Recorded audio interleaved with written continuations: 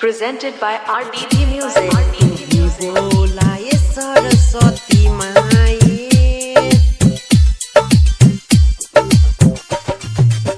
दिल टूटल लेके कहाँ जाई पहाड़पुर गद्यानी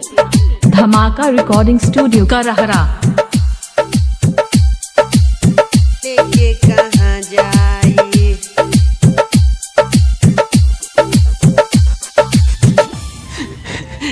तू ही बोलाए सरस्वती माई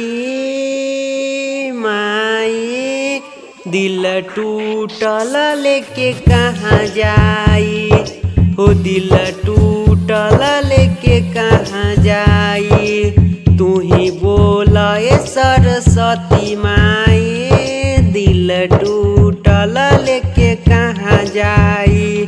अखिया में उलोरबा देख के हो अखिया में उलोरबा देख के खुशबिया ससुरा में हर जाई तू ही बोलाए सरस्वती माई दिल टूटल लेके कहाँ जाई ओ दिल टूटल लेके कहाँ जाई धमाका रिकॉर्डिंग स्टूडियो का रहरा हे माई तू ही बोलाए सरस्वती माई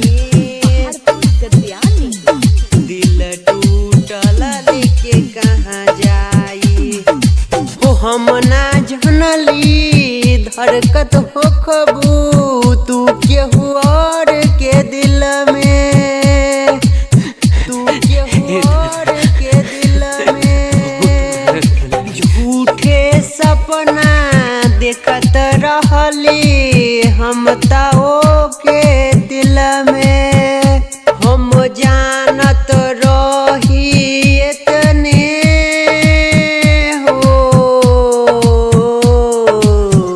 हम जानत रही इतने तू धूप हवा हम पर छाई तू ही बोलाए सरस्वती माई दिल टूटल लेके कहाँ जाई Presented by RDD Music. टूटल लेके कहाँ जाई पहाड़पुर गद्यानी तू ही बोलाए सरस्वती माई हे माई धर्मेंद्र देवेंद्र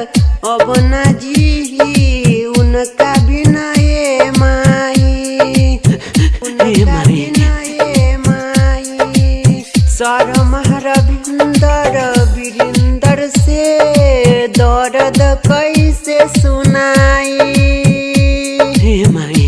वो शर्मा रविंदर वीरेंद्र से दर्द कैसे सुनाई अखिया से बहे लोरबा हम के करा से पोछाई तू ही बोलाए सरस्वती माई दिल टूटल लेके कहाँ जाई लेके कहाँ जाई धमाका रिकॉर्डिंग स्टूडियो का रहरा